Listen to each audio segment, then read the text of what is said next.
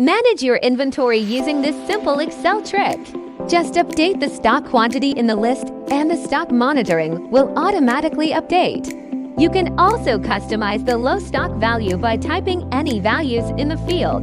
Come and learn this simple Excel trick in 1 minute. To start, convert the data range into a table by pressing Ctrl-A, then Ctrl-T. Next, clear the table formatting. On cell D5, type this formula to monitor out-of-stock items.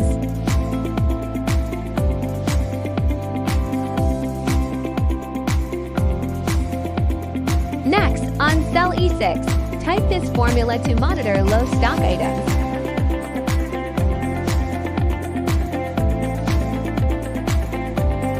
Update the stock value to 0 and the table will automatically update.